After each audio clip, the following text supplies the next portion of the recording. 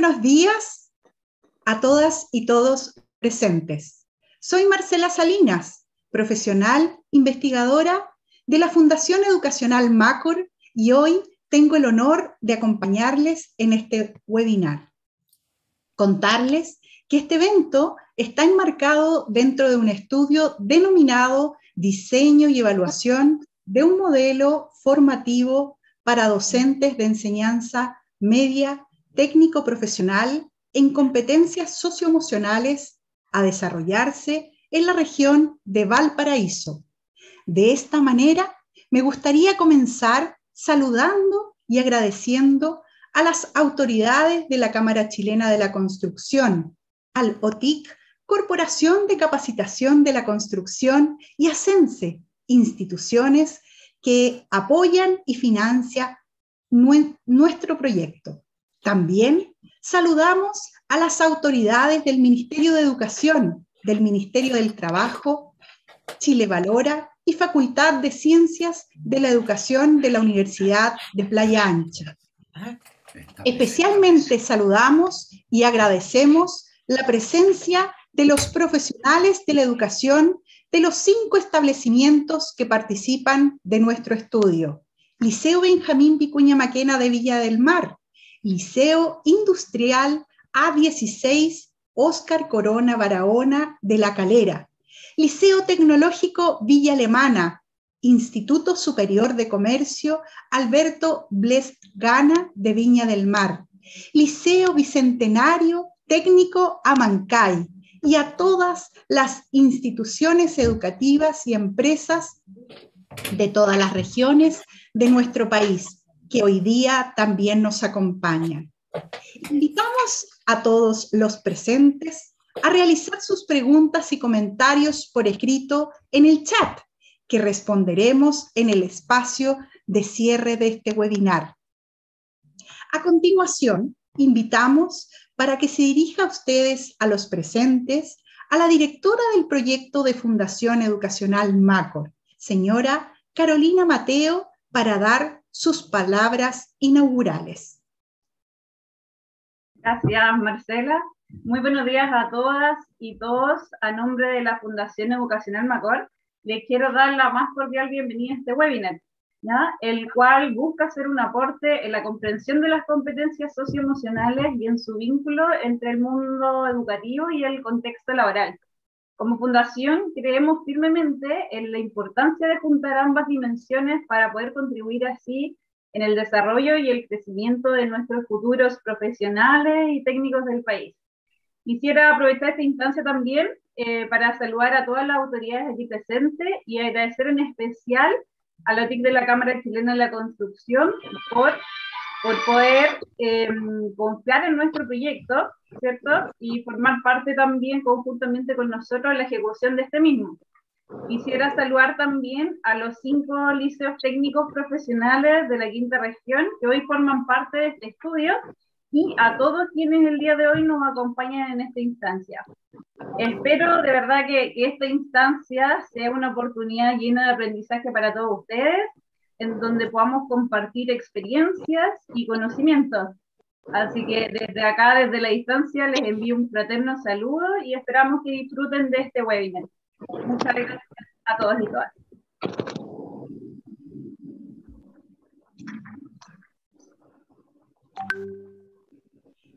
Muchas gracias por tus palabras, Carolina, e invitamos a continuación a don José Garay, gerente general del OTIC, Corporación de Capacitación de la Construcción. Muy buenos días, don José. Hola, buenos días, ¿cómo están? ¿Me escuchan bien? Muy bien. Perfecto, estuve con algunos problemas de conexión.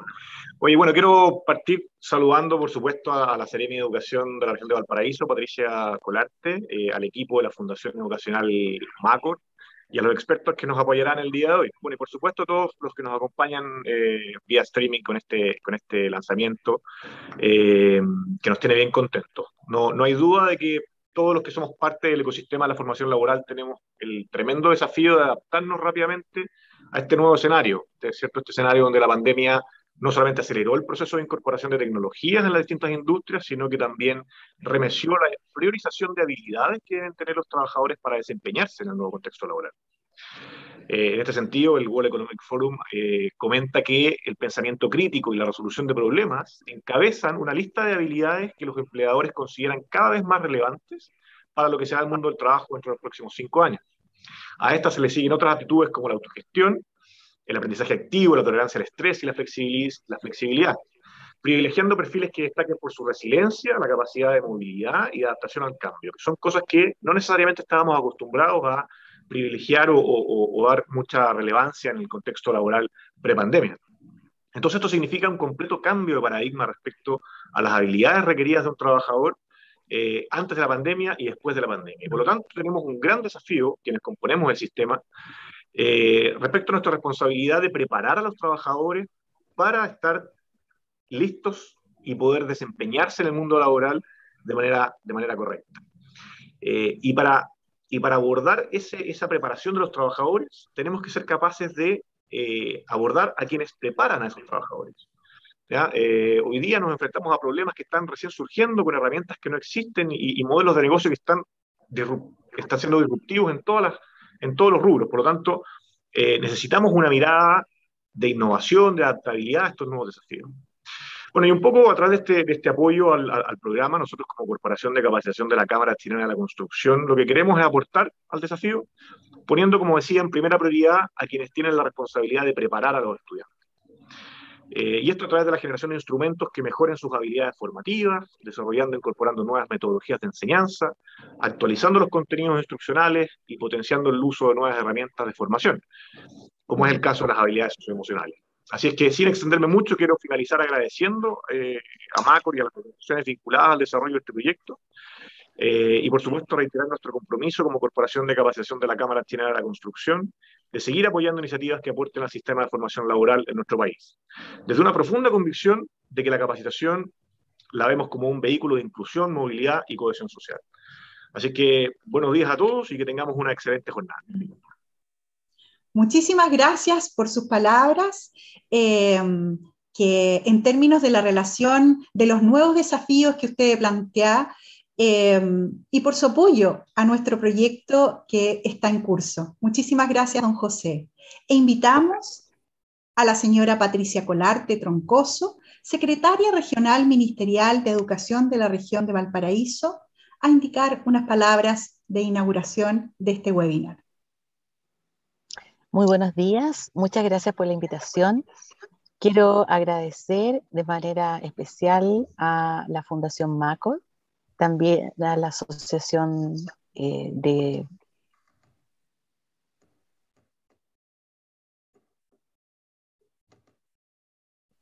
darle las gracias a nombre de los 5 establecimientos educacionales que van a participar el día de hoy, a sus directivos, docentes, en un tema que es tan relevante en los momentos que estamos viviendo como es el tema socioemocional. Sabemos que las habilidades socioemocionales en este momento que estamos viviendo son fundamentales. Siempre lo han sido y de manera especial para este trabajo complejo que nos toca a los profesores desarrollar en nuestras unidades educativas. Son aproximadamente 1000 estudiantes que se van a ver beneficiados de manera indirecta. Así es que muchísimas gracias a la Asociación Chilena disculpen, estoy en terreno, ya, a la Cámara Chilena de la Construcción, a MACOR, a CENSE, a todos quienes participan en esta capacitación. Les deseo muchísimo éxito y bienvenida a todos estos apoyos que se requieren en estos momentos complejos que estamos viviendo. Les pido disculpas, pero ando en terreno, así es que por eso he tenido algunas interrupciones. Muchas gracias, que estén muy bien y mucho éxito. Nos vemos nuevamente. Gracias. Agradecemos así a Patricia Colarte por su contribución con este discurso, destacando su labor, por cierto, desde terreno, en términos de destacar también el impacto que va a tener este proyecto abordando alrededor de 1000 estudiantes de la región de Valparaíso. Así entonces comenzamos con el conversatorio, presentando a las expositoras Neva Milicic Müller, psicóloga de la Pontificia Universidad Católica de Chile, magíster en educación y doctora en filosofía. A Teresita Marchant Orrego, psicóloga de la Pontificia Universidad Católica de Chile y magíster en dirección y gestión escolar de la calidad. A Soledad López de Lérida, psicóloga con un postítulo en Psicología Clínica Infanto-Juvenil y doctora en Psicología. En este contexto, comenzamos entonces este conversatorio junto a Neva Milicic.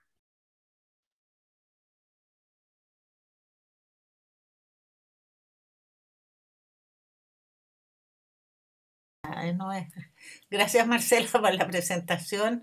Y quisiera comenzar haciendo una aseveración un poco audaz, ¿ya? Que dice que no hay aprendizaje posible si no hay bienestar emocional, ¿no? Si aquí empieza a temblar, definitivamente nosotros no vamos a poder concentrarnos, ¿no? Entonces, lo primero que uno busca es el bienestar de las personas con que trabaja. Segundo, que es muy importante tener una conexión emocional con las personas antes de empezar cualquier actividad académica. Esto es lo que sostiene el CASEL, que es el centro más famoso de aprendizaje emocional. Entonces vamos a partir con un ejercicio que ustedes van a contestar y que además responde a algunas preguntas que hicieron. ¿Cómo uno puede hacer? Primero, la primera conexión que en general uno hace es preguntarle a las personas en qué estado emocional llegaron, qué emoción los visita hoy, ¿no? Porque las personas pueden llegar en distintos estados emocionales, ¿no es cierto? Un niño puede estar muy angustiado porque su mamá está enferma, otro puede estar muy angustiado porque su papá perdió el trabajo, otro puede estar tenso porque le están haciendo unos exámenes médicos, otro puede estar contento porque se novió recientemente. Entonces hay distintas emociones. Conocer las emociones de los otros de alguna manera nos acerca. Siempre que sabemos algo más de alguien, estamos más cerca de ese alguien. Y aquí uno parte como con las capas de la cebolla, algo que sea poco amenazante y que las personas puedan compartir sin mayor problema, pero que les permita hablar de emociones. Entonces les voy a pedir que en el chat escriban con qué emoción llegan hoy día acá, ¿no? Pueden incluirse las panelistas también, la Marcela, los de Macor, qué emoción están teniendo. No las vamos a leer todas, es importante que pongan de dónde vienen, pero yo voy a hacer un mini trabajo con dos o tres de las emociones que están puestas o que estén puestas para poder enseñarles un modo de trabajar las emociones. Este emocionario es del CASEL, que fue elaborado por el Centro de Educación Emocional de la Universidad de Yale. Ya está, es uno que que no es para niños de básica, evidentemente, pero sí es para niños de séptimo y octavo hacia arriba, ¿no? Porque tiene algunas palabras que pueden ser muy complicadas. A ver, entonces los invito a escribir en el chat.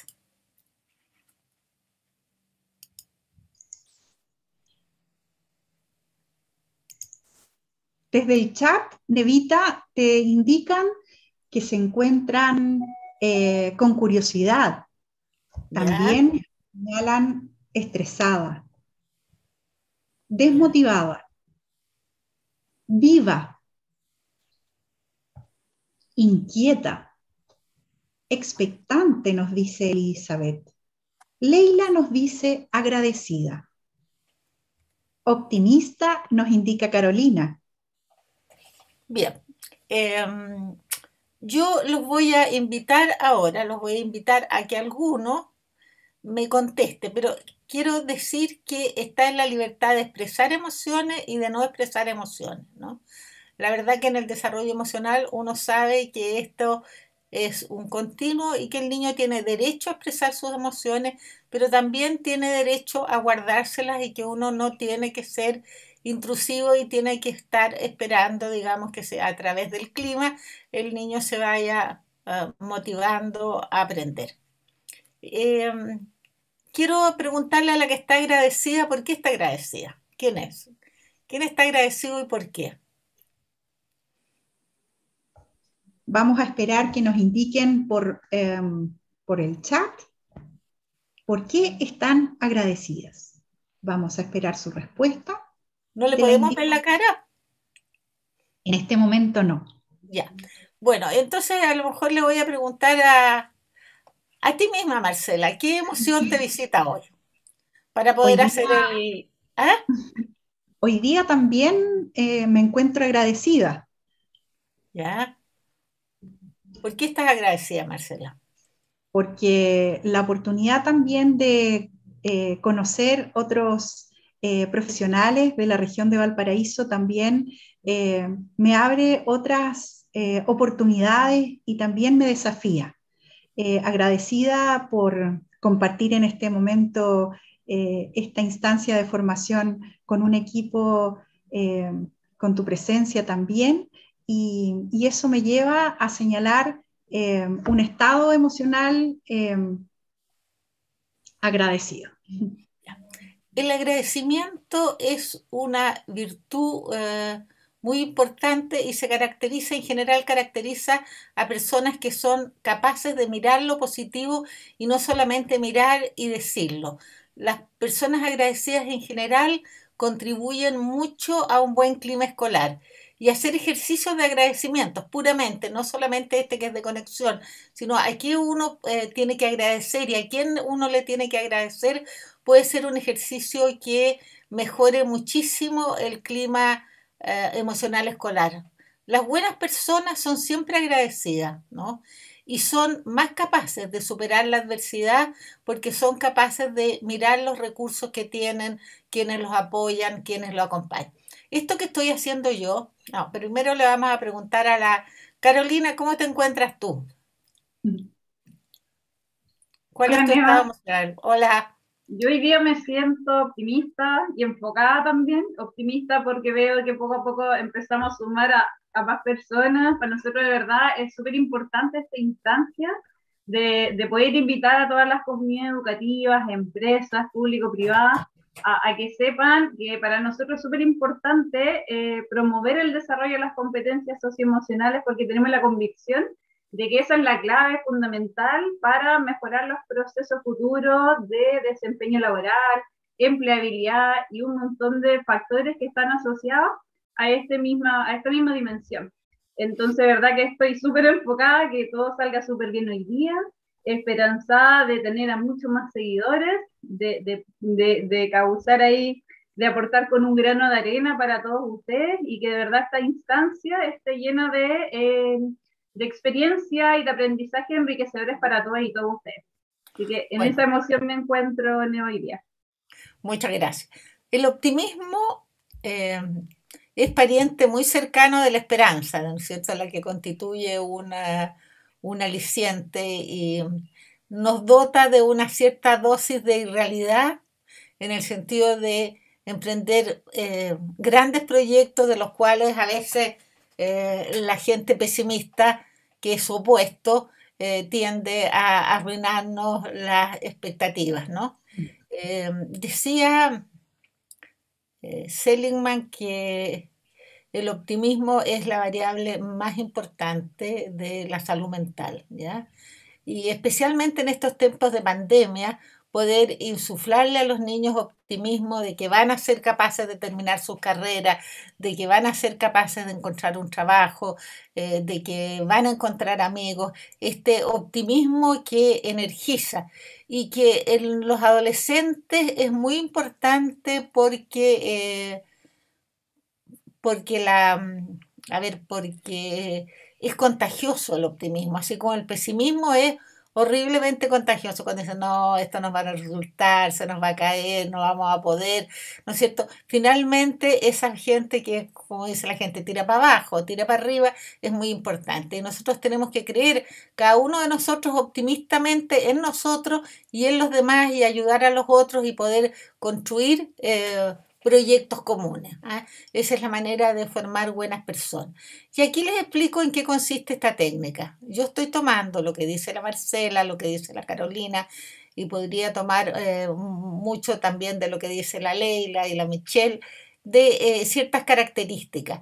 Pero junto con retroalimentarlas a ellas y decirles que qué bueno que tengan estas características y que positivas son para su grupo, trato de hacer una generalización que va más allá. ¿No? ¿Por qué es importante la gente optimista y por qué la gente pesimista puede ser bastante tóxica algunas veces en algunos proyectos o en algunas cosas? Y en general se dice que se busca a la gente optimista para emprender tareas y en los mundos del trabajo. La sensación de que cuando tienes un problema lo vamos a poder solucionar. Esta técnica que se llama el señalamiento no es una interpretación, es una técnica psicoeducativa para promover el desarrollo de las emociones que se consideran más positivas para el aprendizaje, para la construcción de climas y para la construcción de una convivencia. Podríamos estar, no sé si tú... Teresa y Soledad quieren hacer alguna aporte a este ejercicio que desgraciadamente no pudimos ver las caras de los chiquillos y la profesora. Buenos días, Neva, y buenos días a todos. Sí, fíjate que estaba pensando que tú decías lo importante que es conectar con desarrollar las emociones positivas porque eso irriga el cerebro. Nos hemos contado también que toda acción educativa va construyendo cerebro. ¿Sí? Y los adolescentes, si bien no tienen esa explosión de aprendizaje que tienen los niños pequeños, todavía su cerebro es muy plástico y están haciendo podas sinápticas, ¿no? Entonces, en la medida que mantenemos el tema emocional en primera línea, ellos van a ir desarrollando esas conexiones y manteniendo esas conexiones con el lado cerebral que irriga el lado positivo. Entonces me parece tremendamente central. Ahora, como estamos en un periodo difícil, creo que también es importante que puedan conectar con las emociones que los tienen, ¿no? Aproblemados y que las puedan compartir. Entonces también podemos hacer señalamientos en el sentido, claro, ¿no? Como reflejar, quizás más que señalar, cuando nos dicen, no, estoy, qué sé yo, cansado porque hemos trabajado, claro, ¿no es cierto? Cansa mucho estar tanto tiempo, por ejemplo, frente a las pantallas y poder como conectar con ellos con aquello que les pasa, porque eso nos va a ayudar a que se sientan vistos y nos va a ayudar a estar más cerca y a todos vamos a ir teniendo experiencias compartidas, quizás no soy la única que estoy cansada, ¿no? O sea, poder compartir estas experiencias difíciles también, o más desagradables también, va a ser un aporte al clima, ¿no? También si alguien viene triste porque le pasó algo, alguien murió, ¿no es cierto? Poder como acompañar eso, que tenga un espacio para poder decirlo y decir es importante cuando pasan estas cosas difíciles, ¿no es cierto? Poder tener a alguien con quien conversarlo, porque una pena compartida es la mitad de la pena, ¿no es cierto? O sabes que tengo un libro que te podría ayudar, y al día siguiente podemos preguntarle cómo sigue. Entonces también eso creo que es relevante de acompañar, para que los niños no sientan que solo tienen que decir las cosas buenas, porque necesitamos jóvenes que sean conectados, ¿no? Que se conecten con su experiencia, sean estas positivas o sean estas más desagradables y más difíciles, y con eso ayudarlos a ir integrando las experiencias que les ha tocado vivir. Y eso nos va a ir acercando. Sole. Voy a pasarle a la Tita la batuta a ver si quiere agregar algo a lo que han dicho los demás.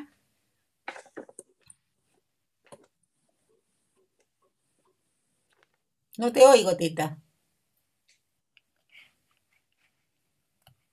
A la Tita le decimos Tita de cariño porque trabajamos mucho tiempo juntas, ella es Teresita Marchán. Sí, gracias. Yo no los veo, así que, oye, me gusta mucho esta partida porque yo creo que tú dejas muy claro, Neva, de que el aprendizaje socioemocional es experiencial. Esto no es hacer clases teóricas sobre los temas, es vivir experiencias que nos ayuden a tomar conciencia de este mundo emocional que tenemos y cómo este es parte de nuestra vida y de nuestro aprendizaje también. nos vincula con la conexión emocional, con la importancia de los vínculos con los demás. Un lindo ejercicio para partir. Claro, bien, muchas gracias. Esto también es para mostrarle que somos un equipo de trabajo, ¿no?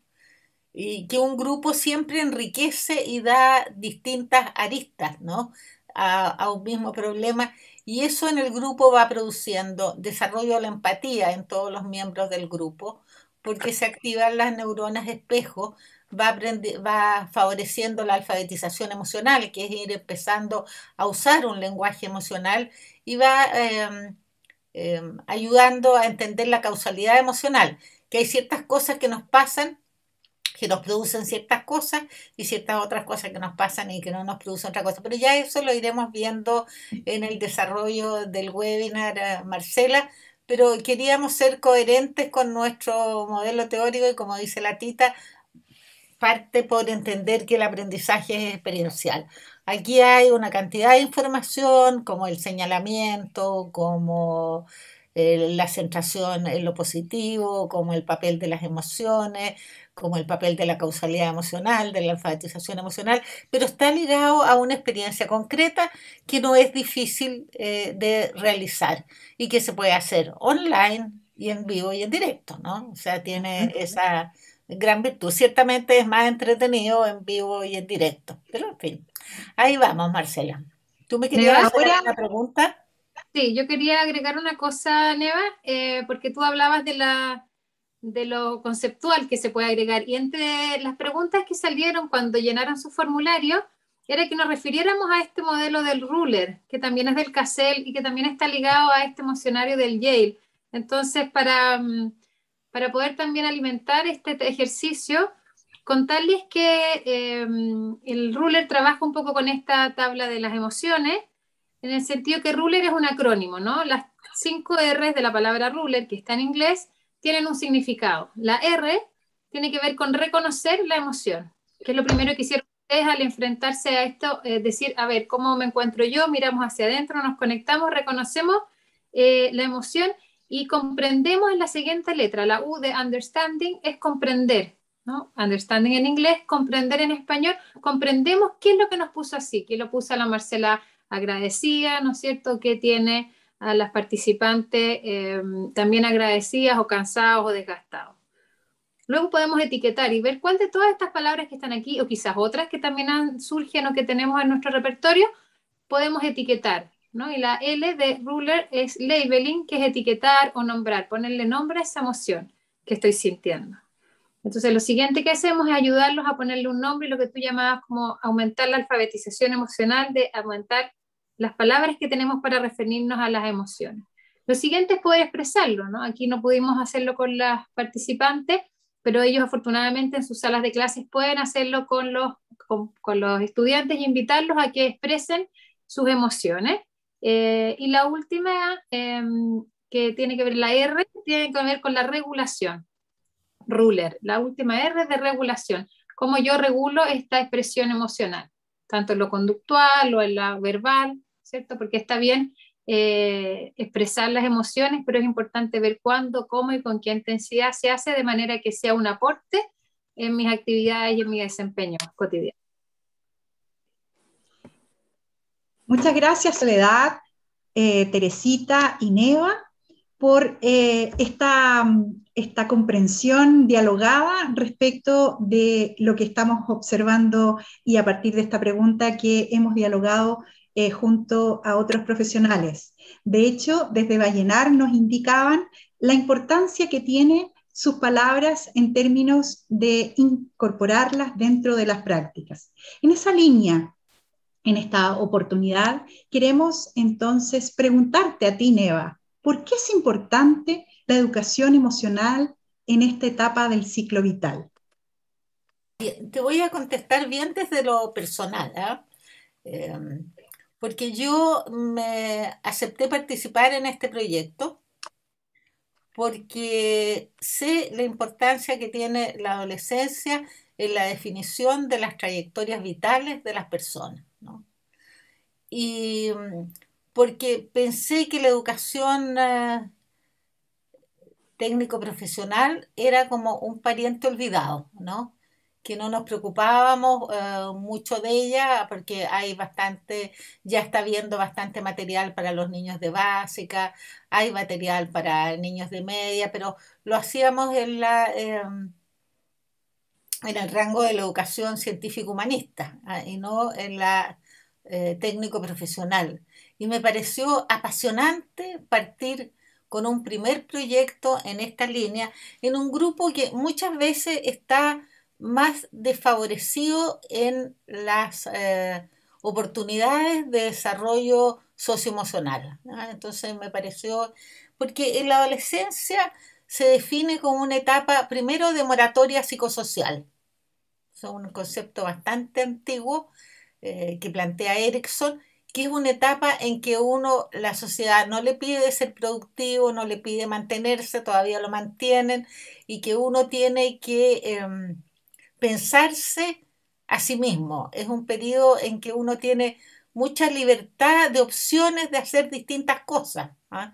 En que uno empieza a abrir horizontes, o sea, es una etapa en que todo es posible. Yo sé que los adolescentes se sienten a veces mucho menos libres que nosotros, pero son mucho más libres que nosotros, ¿no? Yo ya no puedo ser Sor Teresa de Calcuta, aunque me gustaría, porque eh, ya he avanzado mucho en la vida, tengo 4 hijos, tengo 10 nietos. ¿Cómo podría irme a Calcuta a atender, ni a Haití a atender a los estos? Entonces, la verdad es que las posibilidades de elecciones se dan mucho en esta etapa de la vida, pero para elegir bien es necesario conocerse bien y pensarse. Hay un desarrollo progresivo de aptitudes. La Sole nos hablaba de la poda sináptica, ¿no? Sabemos que lo que no usamos en la adolescencia tiende a desaparecer. Entonces tenemos que lograr mantener ciertas aptitudes emocionales que son importantes, ¿no? Tenemos que lograr mantener emociones positivas. Sabemos que es una etapa en que hay un nuevo desarrollo y que hay gente que tiene cambios importantes en la adolescencia. Me acuerdo de una paciente que estuvo en un grupo con nosotros y que después del paso por el grupo se definía como una ex tímida, ¿no? Porque desarrolló la posibilidad de externalizar sus emociones, de atreverse a expresar sus opiniones, a tener asertividad. Y ayer veía un capítulo de esta serie del niño con autismo que se llama, ¿cómo se llama la serie? No la veía hace tiempo. Disability. Atípica. No, ¿no es cierto? Atypical, y el protagonista estaba en primera. Es una serie que les recomiendo para entender a los adolescentes como diferentes, ¿no? Y él tenía mucha dificultad para hablar en público y como buena persona que tiene Asperger había siempre tenido muy buen rendimiento y había tenido las mejores notas, pero aquí lo juzgaban por su habilidad para expresarse y él no era capaz, y en la primera sesión no fue capaz. Y hay un manejo mundial de la profesora para lograr hacer este movimiento a que él se atreva. Y la felicidad de él cuando llega a superar esta dificultad de expresión emocional, entonces nosotros entendemos que en el aprendizaje emocional todo lo que se puede aprender se puede enseñar. Pero que hay, como en todas las cosas, hay que saber cómo enseñarlo. Y este es el sentido del aprendizaje emocional. Si me pasas la anterior, por favor, porque quería centrarme en otras cosas que pasan en esta etapa. Primero, hay la elección de amistades, ¿ya?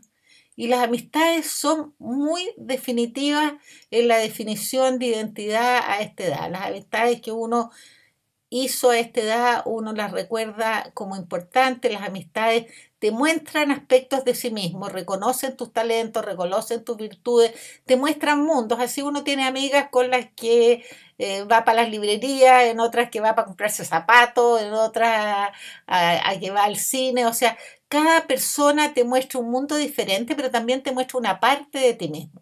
Y así como hay gente que saca lo mejor de ti mismo cuando eliges bien los pares, hay gente que saca lo peor de ti mismo. Y uno sabe que este es un riesgo que hay en la adolescencia, ¿no? Que los niños, a veces niños que han sido bastante, de conductas bastante internalizantes, vale decir tímidos, y que no se expresan mucho, llegan a la adolescencia y se embarcan con un grupo de pares que los desvía a una cosa que es bien mala para ellos, ¿ah? Porque sacan lo peor de sí mismo, porque se segurizan y porque los niños tímidos no son capaces de repente decirle que no al alcohol, a las drogas, y entran en un mundo donde para ser aceptados tienen que hacer. Entonces uno dice, bueno, en realidad desarrollar la asertividad en esta etapa es muy importante, ¿eh? Y reflexionar sobre qué te aporta la gente con que tú te rodeas y qué le aportas tú a las personas que tú te rodeas. ¿Eres una persona que eres tóxica o que eres beneficiosa para los demás? La búsqueda vocacional, ¿no? No, si aquí los niños tienen que buscar, ya en general aquí ya han elegido un área, pero ¿cómo van a desarrollar esa área? Si en una pyme, si en una fábrica, si en una industria, si en la metalurgia de no sé qué, o en la gastronomía, si en la pastelería, o en el restaurante, en fin, ¿no? O en un colegio hay una búsqueda de, porque es una etapa de definición de la identidad.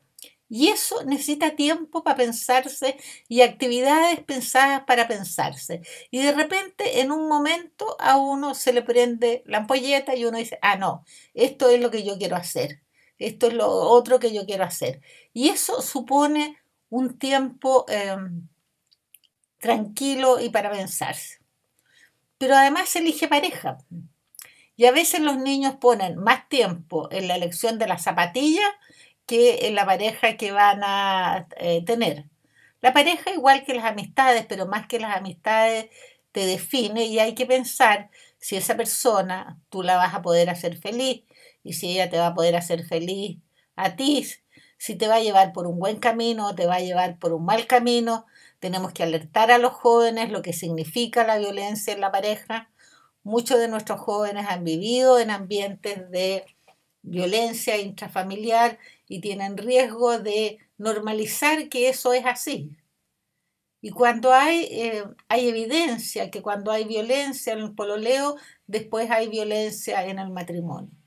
Los jóvenes son bastante idealistas y tienden a pensar que van a cambiar a sus parejas. Todos cuando nos enamoramos creímos que íbamos a cambiar a las parejas y que con nuestra mediación maravillosa iban a transformarse en las personas que no habían podido ser porque el ambiente no los había dejado ser. Sí, ciertamente hay un grado de influencia, pero cambios así en 190 grados, si el señor era desordenado y tú eres muy ordenada, y a veces la gente se elige por las diferencias máximas, ¿no? Tú puedes elegir a alguien muy enojón porque tú tienes dificultad para expresar tu enojo. Y entonces cuando haces eso, pero después tienes que convivir con el enojo de esa persona y si a ti no te... Entonces el principio de diferencia máxima para elegir pareja no es un buen motivo, ¿ah? Es necesario pensar, ¿no? Y darse tiempo. Y aquí tenemos moratoria psicosocial, porque no hay hijos y entonces uno puede, si no le gusta la pareja, puede cambiar más fácilmente. También es un periodo de independencia de los padres y entonces los niños se quedan sin guía, sin rutas, no tienen ganas de que sus papás los guíen y una parte importante de esta independencia pasa por la dependencia de los padres y por la dependencia de modelos importantes. Marce, cuando me queden 5 minutos me avisa, ¿ah? Pásame la otra transparencia. En esta etapa se consolida el concepto de sí mismo. Uno empieza a hacerse una narrativa, a contarse un cuento acerca de quién uno es, porque es así. Y en esto los otros y los profesores juegan un rol muy importante. O sea, pensar qué les decimos a los niños sobre ellos. Hemos visto en otras áreas de la educación un cambio importante. Los profesores después de la pandemia han empezado a tomar conciencia de lo importante que es el juicio que ellos emiten sobre sus alumnos, y uno ve cómo van diciéndole cosas positivas y escribiendo cosas positivas y ayudándolos a encontrarse, y eso significa poder mirarlos, ¿no es cierto?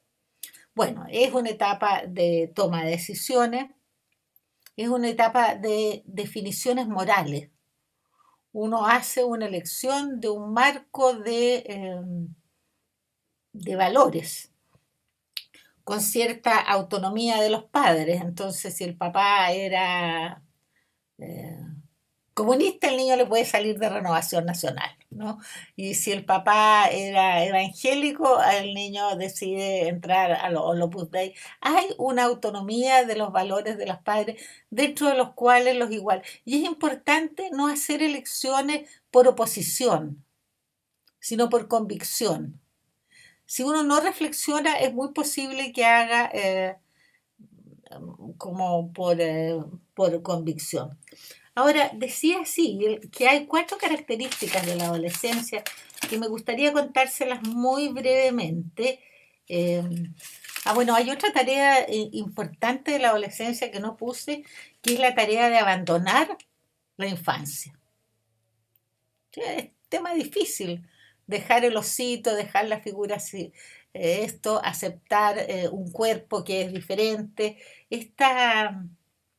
este cambio en lo físico y en lo moral que supone poder despedirse de una etapa que es importante y despedirse bien, ¿ya? Y por eso en todas las culturas existen ritos de iniciación y ritos de cierre, ¿ya? Y es bueno pensar también en algún ejercicio emocional con los niños, qué significó la infancia para ti, qué modelos fueron influyentes, qué te dejó, porque como dice la Rosa Montero, la infancia es la casa que habitas el resto de tu vida, ¿no?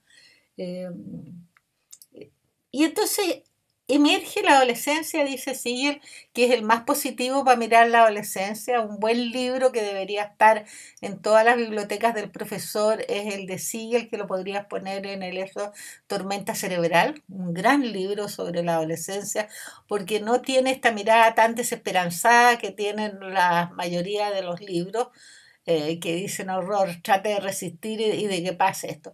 Él dice, sí, es una tormenta cerebral, pero los adolescentes tienen 4 características maravillosas que si las guardan hasta la vida adulta van a tener vidas adultas felices y productivas y van a pasar bien por eso.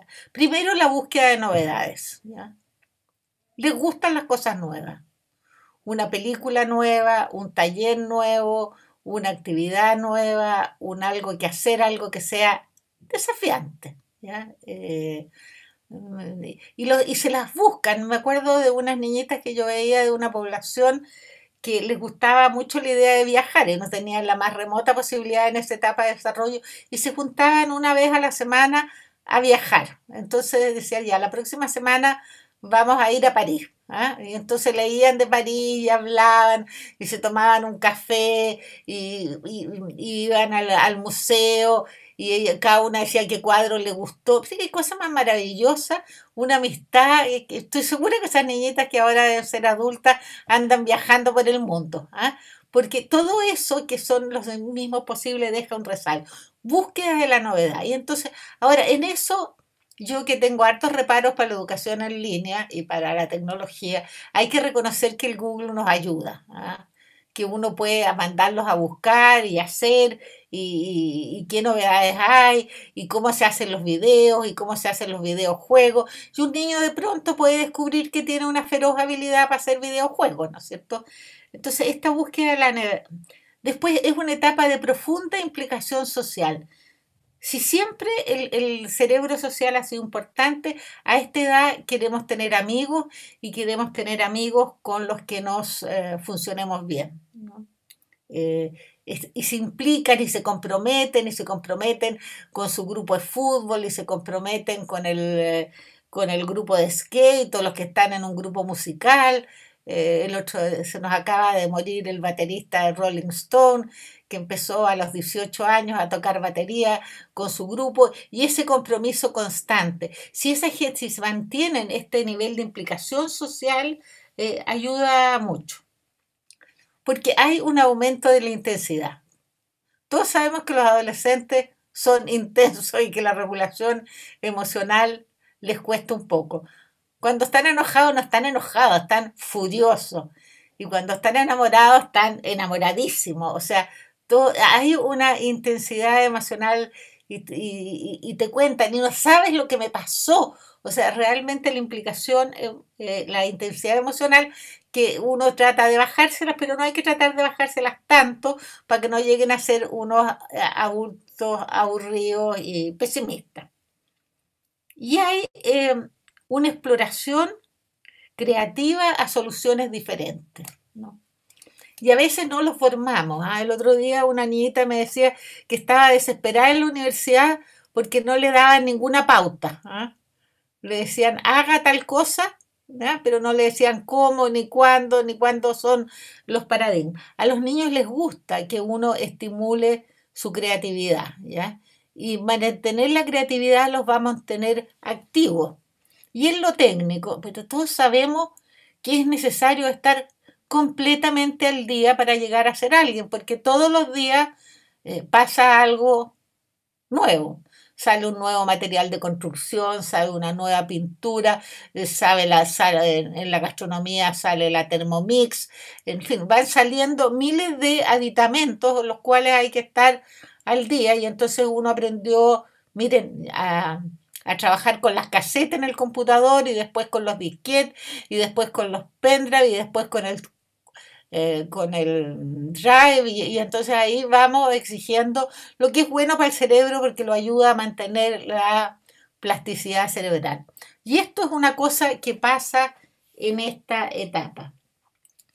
Coincide este lanzamiento, esto con un lanzamiento del Ministerio de Educación del programa de educación emocional, que nos llena de felicidad, porque cuando nosotros partimos trabajando en educación emocional, nos cerraron las puertas en las narices varias veces, diciendo que en realidad lo importante era el aprendizaje académico, que a uno lo juzgaban por el aprendizaje académico, y poco a poco nos hemos ido convenciendo que no solamente para prevenir los problemas emocionales que se surgen en estas etapas, sino que para ser mejores personas la educación emocional, pero también para que aprendan que hay una sincronía entre los dos aprendizajes, pero eso lo irán viendo después la Teresa y la Sole.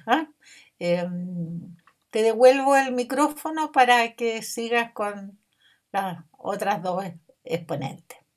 Muchísimas gracias, Nevita, por responder a esta pregunta y además celebrar que esto está en sintonía con algunas preguntas que nos hacen en nuestro chat, específicamente el jefe o la jefe de UTP comunal del DAEM Santa María, en donde esperamos responder con tu respuesta frente a la necesidad de conocer elementos prácticos para abordar diferentes experiencias con los estudiantes y que mejor con estas 4 características de la adolescencia. En ese sentido, queremos invitar a Teresita Marchant a responder la siguiente pregunta. ¿Cómo definirías la educación emocional y qué dimensiones abarca?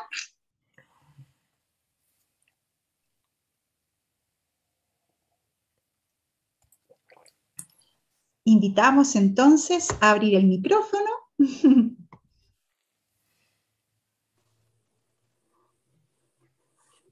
Hola, hola. Hola, Teresita. La educación emocional y qué formación debieran tener nuestros alumnos, qué dimensiones abarca.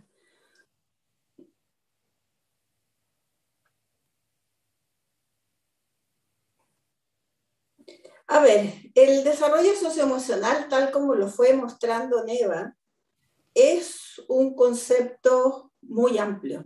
El desarrollo tiene relación con temas como la autoestima, con la resiliencia, con el clima social escolar, con los vínculos, con el apego, con la empatía, con la autorregulación, con la convivencia.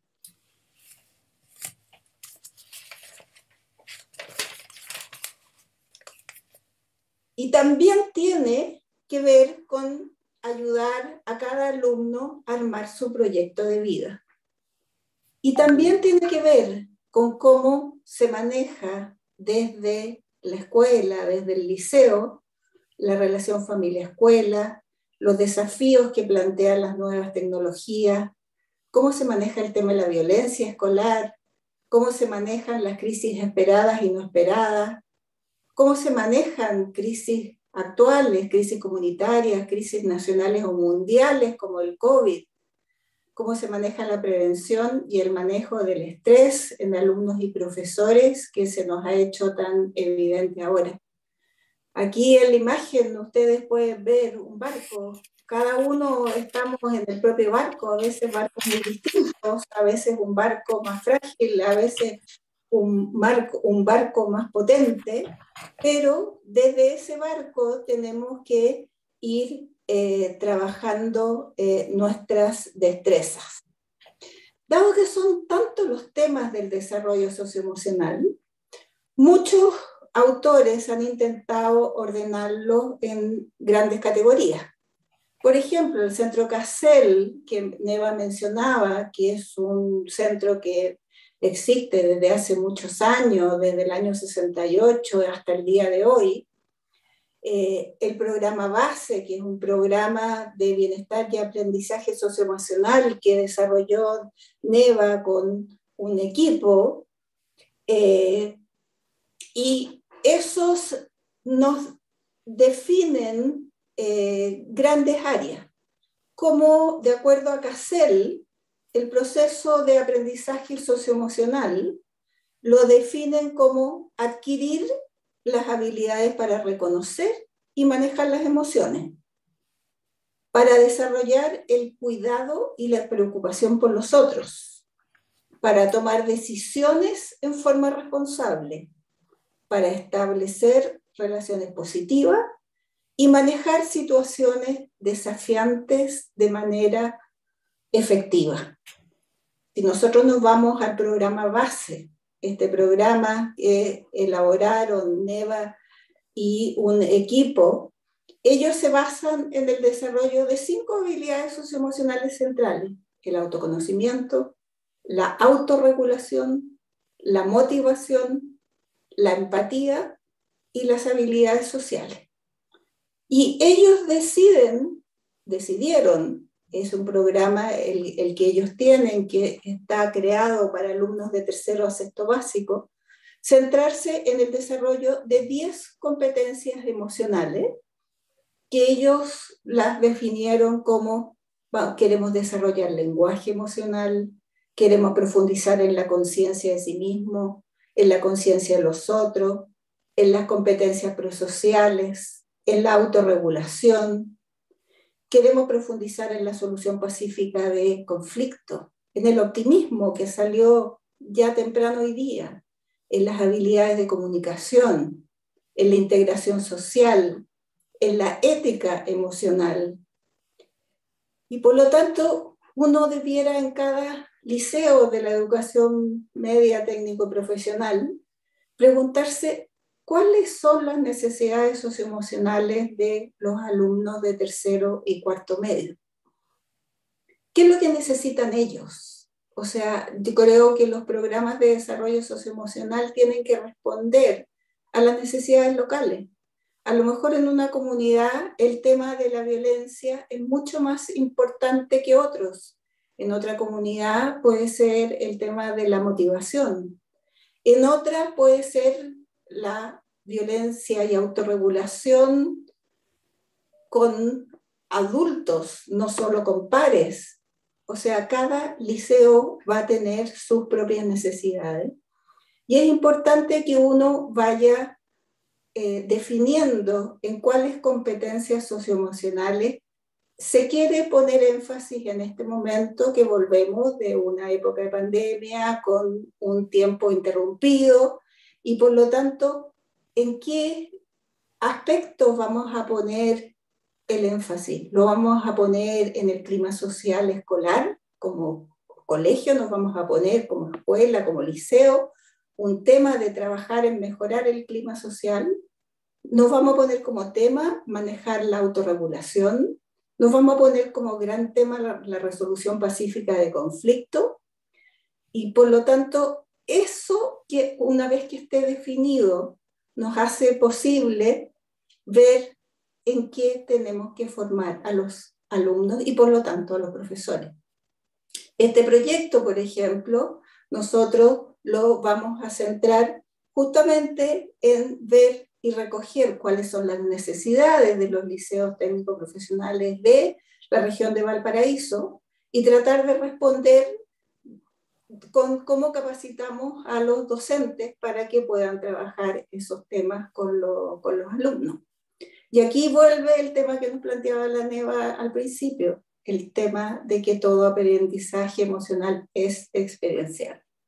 Tenemos que buscar metodologías, tenemos que buscar maneras de hacerlo en las cuales no entreguemos teoría, sino que compartamos experiencias junto con conocer la teoría y que nos enriquezca y que nos permita saber, digamos,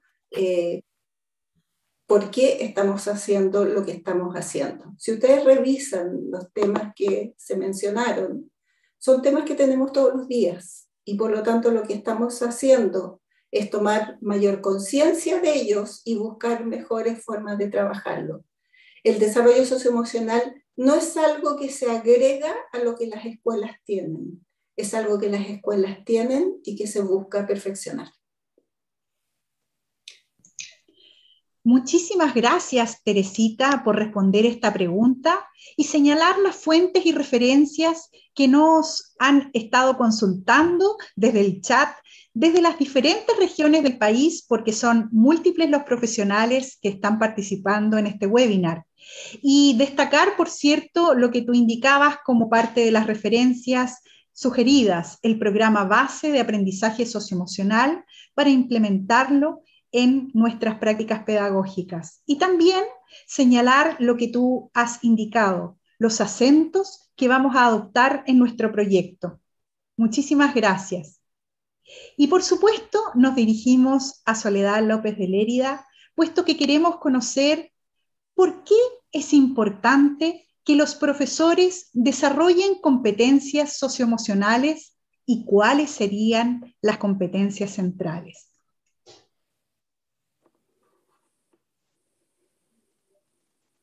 Muchas gracias, Marcela.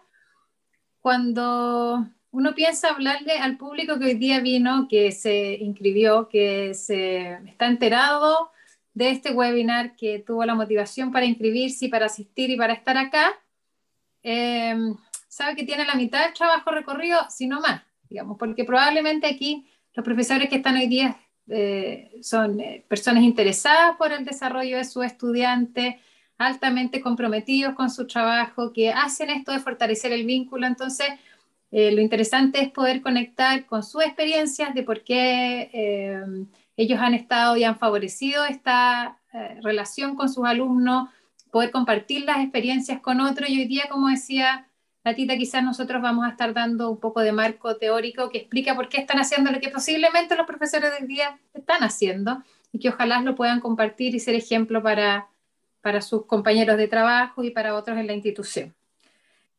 Los profesores, Marcela, y todos los que hoy día nos escuchan, son la piedra fundamental para el aprendizaje de los alumnos. Lo que sucede, el aprendizaje se da en la sala de clase y el vínculo es como el vehículo principal, ¿no? Se sabe que tiene que ser un aprendizaje significativo, pasa por un vínculo relevante. Cuando a los niños, por pequeños que sean y por esponjitas, como decimos, de los niños pequeños que están en su plena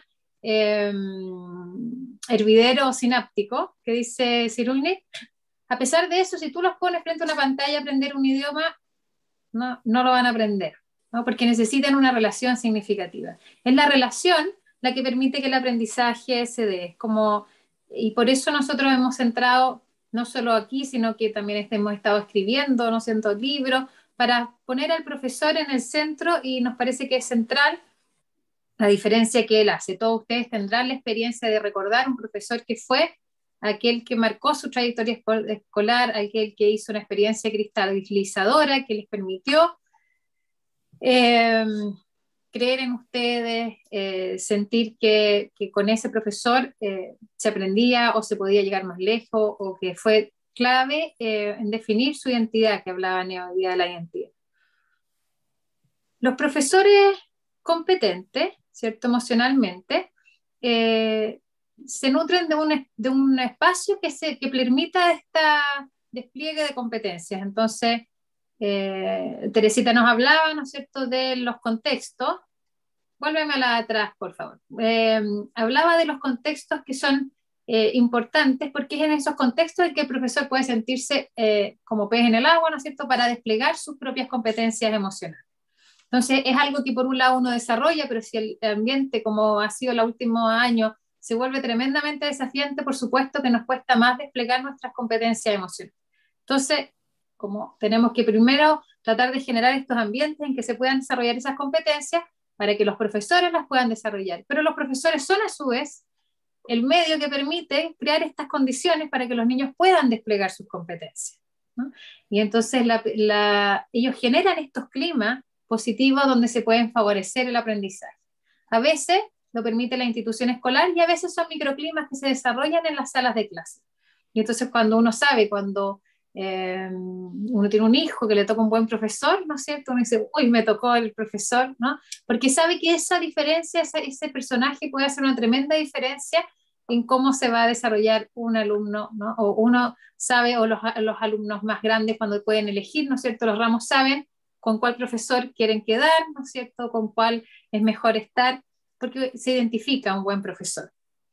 ¿Por qué? Porque un profesor competente motiva el aprendizaje, cree, ¿no es cierto?, en sus alumnos, tiene expectativas positivas de lo que los alumnos pueden hacer, son un modelo, o sea, actúan en sistema de modelo para los alumnos, no solo les dicen, hemos hablado de la importancia que es la experiencia, o sea, no es solo lo que le dice, lo que le transmite en términos de contenido, sino que le modela lo que se espera del alumno. Y las personas aprendemos por esta capacidad de las neuronas espejos, y quizás cuántas más que van a ir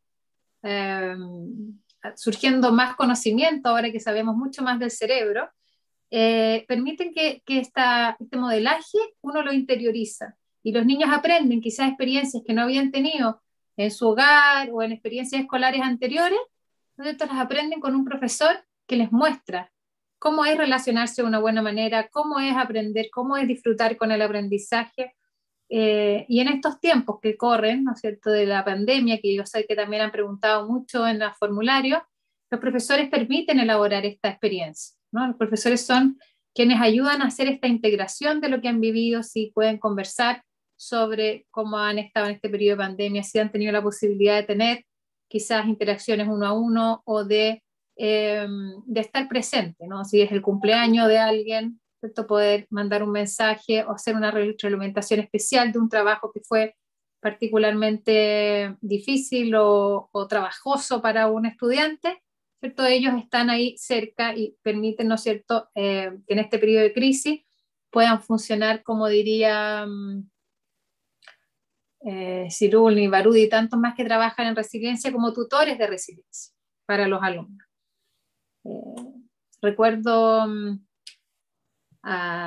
esta carta de Camus, que es premio Nobel de literatura, que luego de recibir el premio Nobel le escribe a su profesor agradeciéndole lo que significó para él, ¿no es cierto?, que él fuese su profesor. Si no hubiese sido por ese profesor, todos nos habríamos perdido a Camus, ¿no? Y no habríamos tenido esa grande obra, y quizás nos perdemos de muchos otros, ¿no?, porque no han existido suficiente Germain, se llamaba el profesor, Germain o Germain, ¿no? Entonces necesitamos ser esos profesores que crean en los alumnos y les permitan encontrar sus trayectorias de vida. Como él hay muchísimos más, ¿no? Peñac también era un pésimo alumno, pero hubo un profesor que logró motivarlo en la escritura, y también, ¿no es cierto?, ahora es un gran favorecedor de la lectura en todo, promotor de los derechos del lector. Entonces, hay muchos ejemplos, y muchos ejemplos más cotidianos. Estoy seguro que si les diéramos la palabra, Marcela, aquí habrían un sinfín de experiencias de profesores que han generado la diferencia en la vida de sus alumnos y les han permitido salir adelante, no a todos ganar el premio Nobel, ¿no?, pero no es necesario. Simplemente hacer una diferencia en su familia, en su entorno, ¿no? Y a veces uno siembra semillas y esas semillas crecen en el tiempo, ¿no? Y a veces hay efectos que uno no los ve, pero la confianza de que lo que ustedes hoy día están construyendo con sus alumnos en algún momento florece, ¿no es cierto?, en algún minuto a los alumnos, a uno u otro alumno, despierta una habilidad. Y para eso es importante conocer los estudiantes con los que trabajan, ¿no? Conocer el contexto del que vienen, a veces conocer un poco más de sus historias, a veces creemos que un estudiante no está poniendo de su parte, ¿no es cierto? Pensamos que, y cuando de repente conectamos con lo que ha sido su historia, con sus trayectorias escolares anteriores, uno se da cuenta y se permite ver que en realidad lo que ese estudiante necesita es otra cosa, ¿no es cierto? O necesita un apoyo adicional, y uno puede movilizar redes. Entonces, poder conocer desde viendo bien a los estudiantes para saber qué es lo que le podemos ofrecer. Porque un profesor que es competente emocionalmente, finalmente va a adecuar la educación para lograr el mayor potencial de sus estudiantes y generar un clima que permita que eso pase en todos sus estudiantes.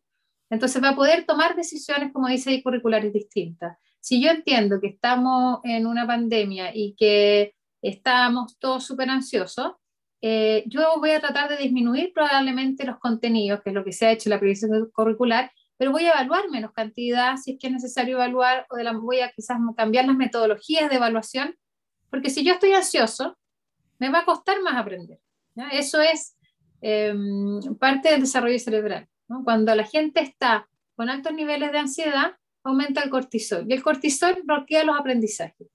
Entonces, si eso está preponderando, yo no puedo partir una clase aumentando, por ejemplo, la ansiedad de los estudiantes, ¿no? Diciéndoles que vamos a ver cómo lo van a hacer, porque esto que no tienen práctica, y si no han hecho la práctica, entonces quién sabe cómo les va a ir, ¿no es cierto?, más adelante, porque no han tenido la posibilidad. Entonces yo lo único que hago es agregar ansiedad y estrés al alumno. El alumno va a bloquear las posibilidades de aprendizaje. En vez de, si creo y confío en sus capacidades, y ofrezco y construyo desde sus recursos, por ejemplo, desde la competencia, o bien hago actividades para calmar, ¿no?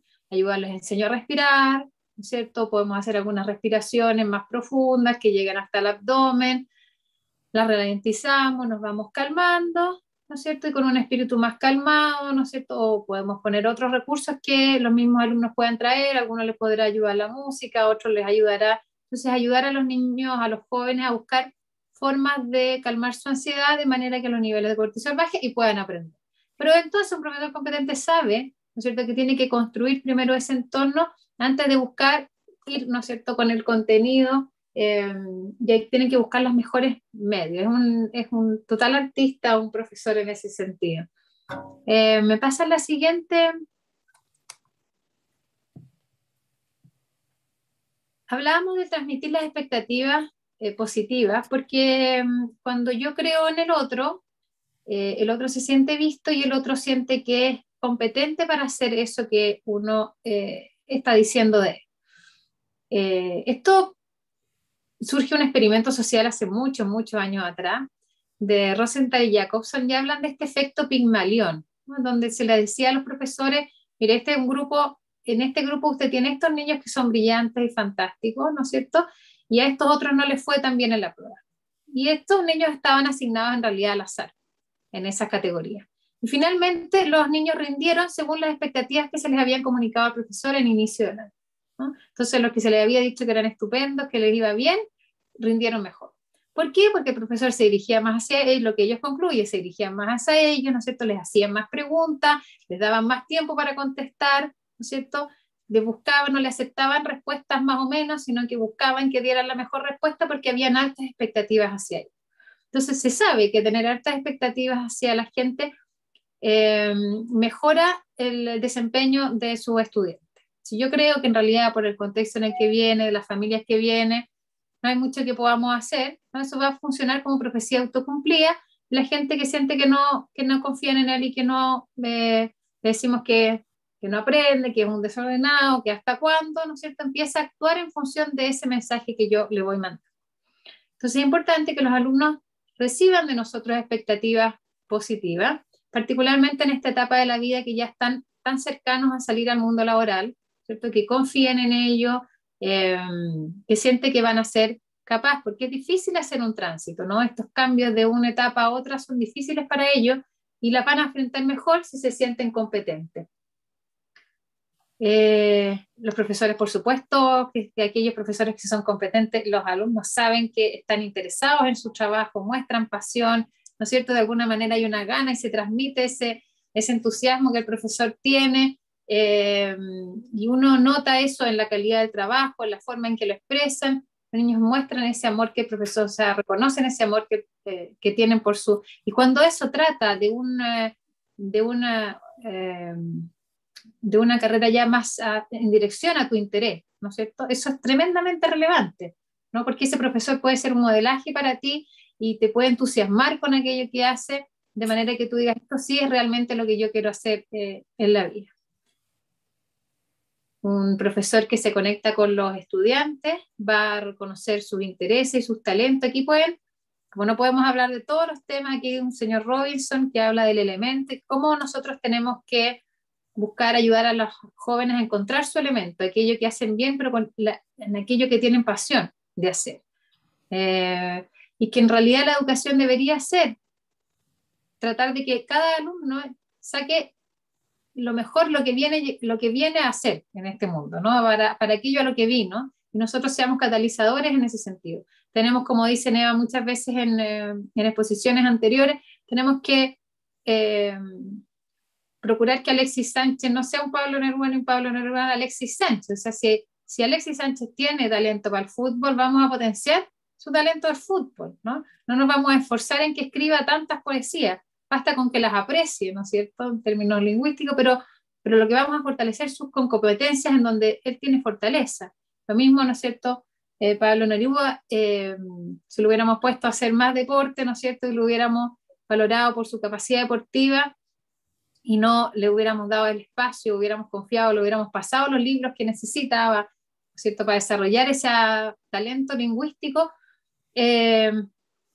nos habríamos perdido Pablo Neruda, tendríamos nosotros nuestro premio Nobel, así como que a mí está, ¿no? A mí no me interesan tanto los premios Nobel en realidad, pero son ejemplos emblemáticos, ¿no es cierto? Y lo que queremos en el fondo es que cada uno se sienta, como yo alguna vez les dije aquí en este seminario, como pez en el agua, ¿no? Como que se sientan que están en su medio.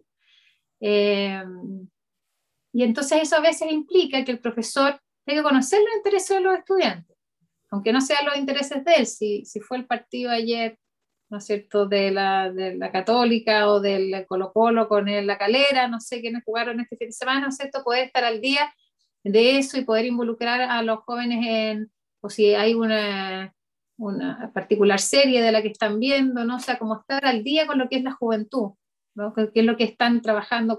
¿Dónde se están? ¿Cuáles son sus medios en los que están? Y poder hablar en su lenguaje. Y entonces ellos se van a sentir más cercanos y va a ser más fácil motivarlos, ¿no?, desde sus propios intereses.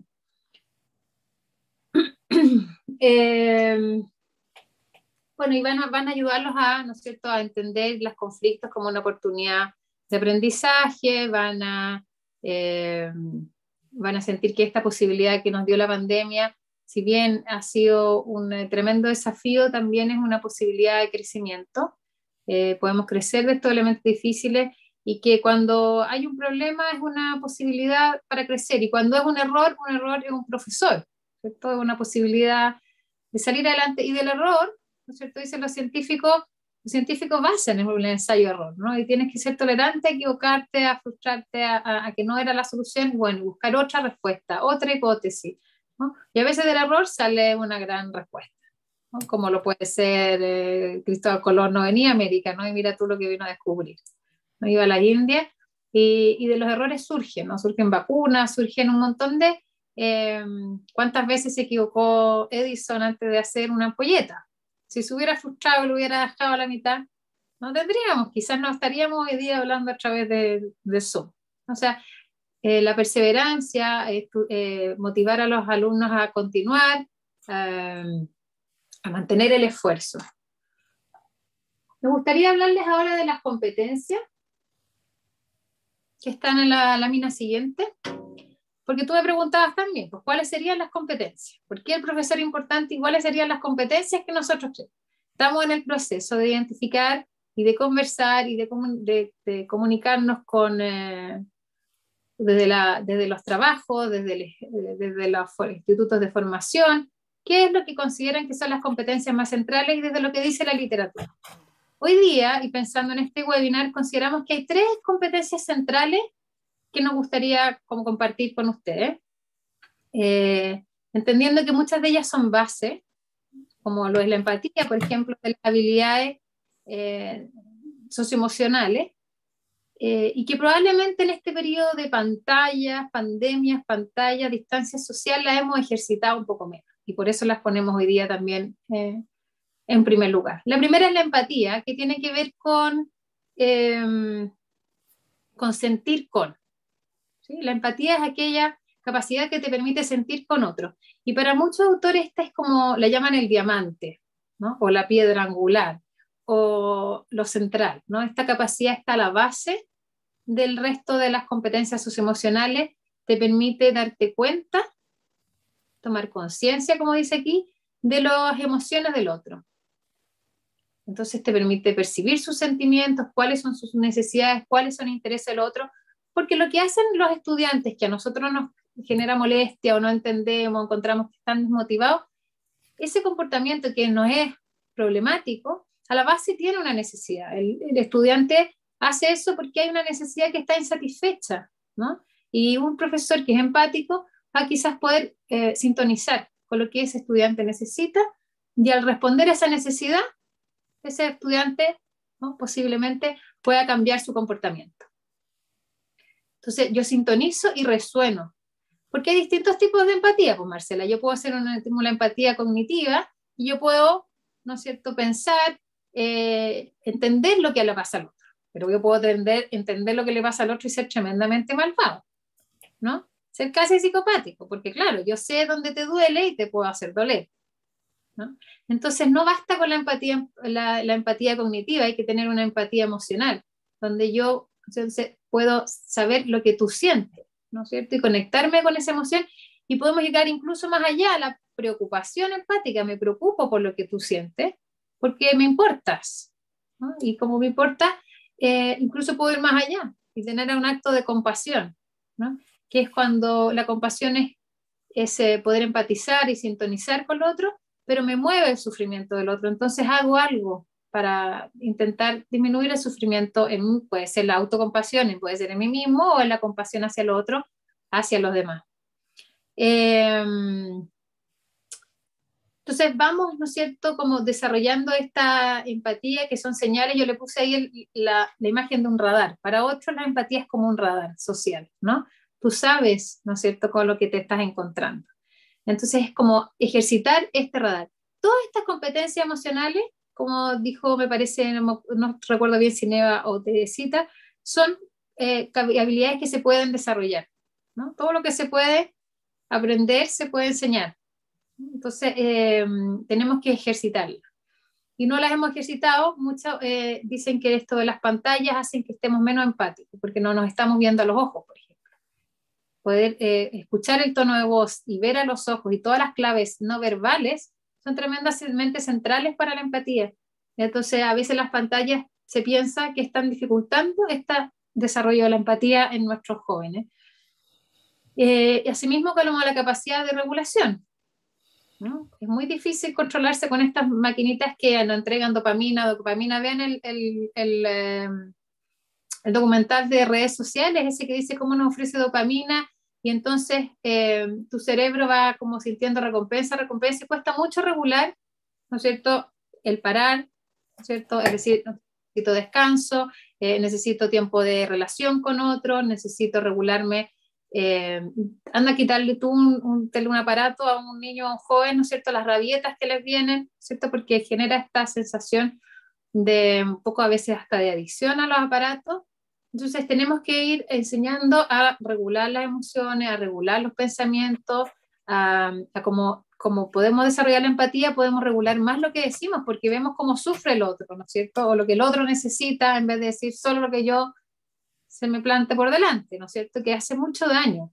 Entonces, ayudar en esta capacidad de autorregulación. Y los profesores, por supuesto, necesitan una capacidad de autorregulación tremenda. Sí, debe ser una de las profesiones que más requiere capacidad de autorregulación, porque estás con muchas vidas adentro de tu sala, donde están pasando muchas cosas, a veces conflictos, ¿no es cierto? Y tú tienes tu objetivo y quieres llegar a un lugar y a veces no logras, ¿no es cierto? Porque las circunstancias que están. Entonces, no puedes mandarte a cambiar, porque estás ahí a cargo de ese grupo, ¿no es cierto? Entonces tienes que regular lo que a ti te pasa, tu estado emocional, para poder compartir lo que quieres transmitir, ¿no es cierto?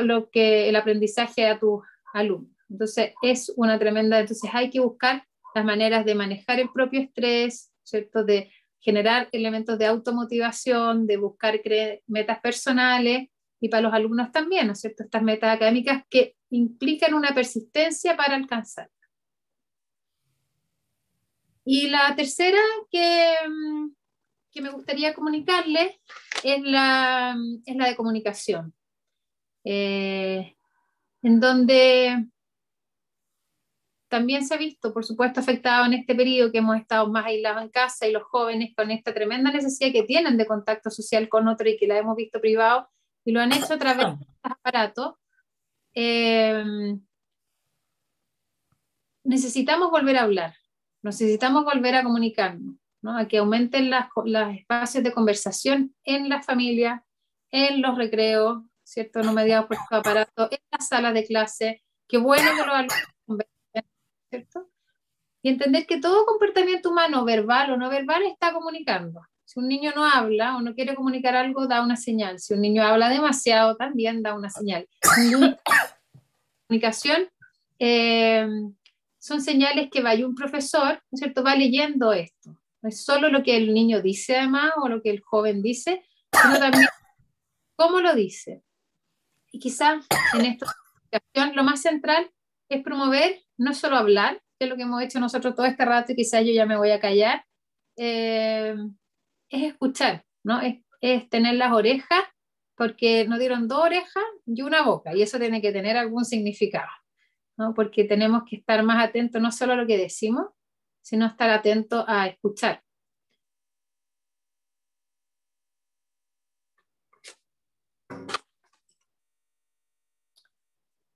Eso, Marcela, quizás podríamos escuchar las preguntas que nos han hecho. En sintonía de lo que tú señalas, muchísimas gracias, Sole, por abordar por qué es importante que los profesores desarrollen competencias socioemocionales, señalando la relevancia de la motivación, de las expectativas positivas que cada profesora debe transmitir, conexión y vínculo con sus estudiantes, destacando además sus intereses, por cierto, las competencias y habilidades que tienen nuestros estudiantes. Y en esa línea es que entonces ya nos encontramos en esta parte final de nuestro webinar, y para ello queremos hacer algunas preguntas que nos han hecho desde el formulario como también por el chat a nuestras panelistas. Vamos entonces a comenzar con la primera pregunta dirigida a Neva Milicic. ¿Cuáles son los principales desafíos para la enseñanza media técnico-profesional y para las competencias socioemocionales en contextos de pandemia? Uy, esa pregunta es para un webinar entero, pero en fin, vamos a intentar. Lo primero, en razón de lo que hemos visto en el chat de los profesores, es decir, que el primer desafío es tratar de recuperarnos los profesores, ¿no? Los profesores estamos muy desgastados emocionalmente porque hemos estado sometidos a tensiones familiares, todos hemos estado encerrados, nos han faltado los vínculos, o sea, todo lo que nos sucede no es solamente problema de nuestro trabajo, sino que de una sensación de amenaza, hemos perdido familiares, hemos tenido amigos enfermos, o sea, hemos tenido una serie de tensiones. Ahora, en el campo de la docencia hemos tenido que reinventarnos, nos hemos encontrado con alumnos que están más regresivos, más difíciles, más complicados, con muchos problemas familiares. Entonces, ha sido una sobrecarga emocional que nos dificulta y es normal que estemos cansados, ¿no es cierto? Es normal que estemos agotados y tenemos que aprender formas de descansar. Les voy a recomendar un libro que yo creo mucho en la lectura como una cosa que se llama El arte y la ciencia de no hacer nada, o sea, el dejarse espacios libres para tranquilizarse, ver y descubrir bien qué te pone bien y qué te pone mal, ¿ya?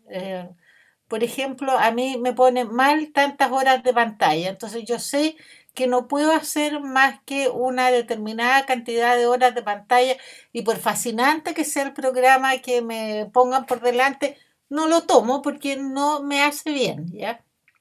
Entonces uno tiene que definir qué y quiénes lo ponen bien. Hablar con determinadas personas, con determinados amigos, me hace bien. Escuchar música me hace bien. ¿Qué tipo de música, no?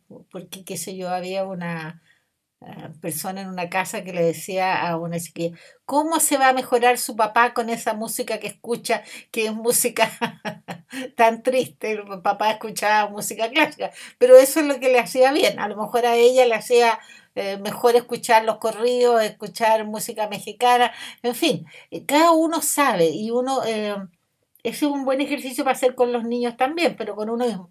¿Qué me pone bien y y qué me pone mal? ¿Qué puedo dosificar de lo que me pone mal? ¿Y qué puedo incrementar de lo que me pone bien? Si me pone bien salir a caminar, mirar los árboles, tejer, en fin, cada cual tiene una vía de escape. A mí leer y ver películas, por ejemplo, porque encuentro que cuando uno se mete, sale un poco de la trama de las dificultades propias y se mete en las dificultades del otro, se relaja, ¿no? Entonces, buscar, este es un buen, tener espacios de descanso y de descontaminación. Hay amigas que a uno les sirven mucho para la descontaminación temática, porque lo sacan de las obsesiones en que está metido, ¿no es cierto? Hay gente que se pone bien escribiendo. Ahora, si uno está muy angustiado, uno tiene que pedir ayuda. Para eso se evitaron los remedios, para eso se inventaron. Hay gente que está tomando antidepresivos, hay gente que está tomando ansiolíticos. Si te da una crisis de pánico, tienes que tomar remedio, para eso se inventaron. Sí, estamos muy sobrecargados desde las emociones. Hay que darse el tiempo para buscar qué te puede ayudar a recuperarte en ciertas situaciones. Eh, entonces, eso sería un tema importante en la pandemia. Segundo, creo que es importante la educación emocional porque tal como lo planteaba Tere y Sole, la educación es un largo camino que los niños recorren junto a nosotros y que tienen que encontrar espacios de experiencias emocionales positivas que arme una memoria escolar positiva para uno y para los otros, ¿no? Esta posibilidad de hacer ritos, ¿no es cierto?, de cercanías, ritos de encuentro, esto que decía la Sole de mirar, escuchar, mirar qué es lo que el niño le pasa o la niña le pasa y poder atender a esas necesidades. No olvidarse nunca lo importante que son las palabras. Lo que le decimos a los niños sobre ellos es tremendamente importante, porque forma parte después de lo que uno se dice a sí mismo sobre sí mismo. Uno le da mucha importancia y no se acuerda, pero los alumnos se acuerdan perfectamente y se encuentran contigo y te dicen, ¿te acuerdas cuando me dijiste que? Y tú uno decía, uy, pero qué bueno que se lo dije, pero ni siquiera me acuerdo. Pero para las personas lo que uno les dice sobre ella es importante. Y en ese sentido, no me cansaré de decir que la retroalimentación explícita, lo más explícita y lo más descriptiva posible de las fortalezas de los niños, de las cosas que pueden hacer bien, de las cosas que intuyes tú dónde va a estar su camino, es lo más importante. Disminuir la crítica y aumentar la retroalimentación centrándose en las fortalezas. Generar núcleos, nichos ecológicos donde la gente pueda desarrollar sus aptitudes. Hay muchos niños que llegan con nosotros a la educación técnica y a lo mejor tenían tremendas actitudes artísticas y uno podría hacer un taller de escultura, ¿no? Podría ser un taller de escultura en fierro. Los talleres, o sea, las actividades extraprogramáticas donde puedan desarrollarse los talentos de los niños son lo más significativo. A lo mejor para otros es la pintura, a lo mejor otra quiere profundizar en pastelería. Esto de conectarse con los intereses y generar espacios. Y para eso hay que escuchar a los niños, y esto me recuerda una profesora de Arica que le hizo escribir a todos sus alumnos de una escuela bien vulnerable, en que había niños del Sename, niños inmigrantes. Mi escuela en 100 palabras, hay que ser bien valiente, porque quizás que sale, pero uno puede hacer cuáles son tus expectativas, qué es lo que te gustaría encontrar, a dónde te gustaría. Yo parto muchas veces las actividades con los niños diciéndoles, descríbeme 10 cosas que te gustan y 10 cosas que te cargan. Y uno las comparte entre ellos y se hacen núcleos, y a lo mejor por ahí va a salir un coro o va a salir una orquesta, va a ser uno que toca la guitarra, el otro que hace un grupo de folclore. Es decir, visibilizar los talentos de los niños, pero darles el nicho ecológico para donde puedan desarrollarlo. Entonces, bueno, esa lámina que nos mostró la Sole, que lo importante no siempre es el destino, sino que es el viaje, y el viaje de la historia escolar de un niño queda grabado en la memoria escolar, donde los habitantes internos son los profesores.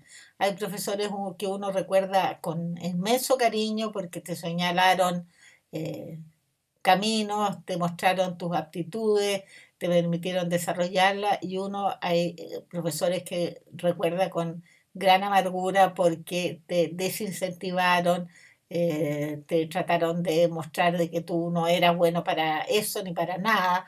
Entonces, queremos que pensar qué habitantes queremos poner en la cabeza de los niños. Devolver la esperanza en pandemia es un cuento central.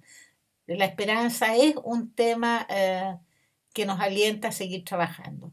Pero tener esperanza y saber descansar, ¿no? El arte y la ciencia de no hacer nada. Y cuando uno no está haciendo nada, le cae una solución maravillosa sobre la cabeza, sobre cómo puede salir del pantano en que se encuentra. Muchas gracias, Marcela, y le dejamos las preguntas a los que siguen. Lamentamos no poder contestar todas las preguntas del chat, pero para esto es este proyecto. Nosotros vamos a hacer materiales y qué sé yo.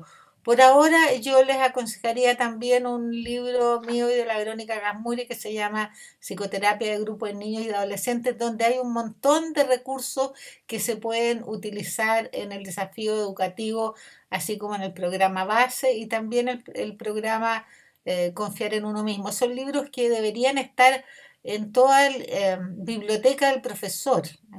Los profesores necesitan una biblioteca de estos temas emocionales para poder ir desarrollando el conocimiento, porque leer es un espacio de reflexión que te permite adaptar lo que tú tienes ahí a la realidad de tus alumnos. Esos 3 libros yo creo que sería importante de tener en la biblioteca del profesor de todos los colegios técnicos y profesionales del país. Muchísimas gracias, Nevita. Porque además en el chat Victoria nos señala que en su liceo por segundo año han desarrollado esta actividad que tú sugeriste, 100 palabras de la cuarentena, y la comunidad educativa nos indica que ha valorado mucho esa instancia. Así que muchísimas gracias también por darnos más sugerencias para compartir con las instituciones que hoy día nos escuchan.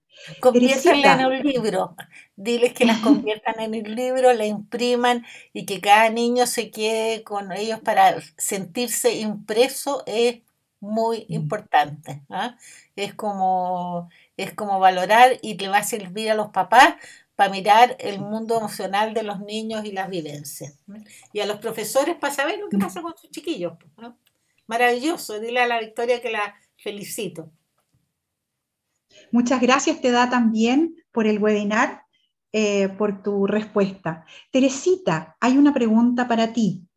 Hay múltiples preguntas para ti, pero hemos seleccionado una en honor al tiempo.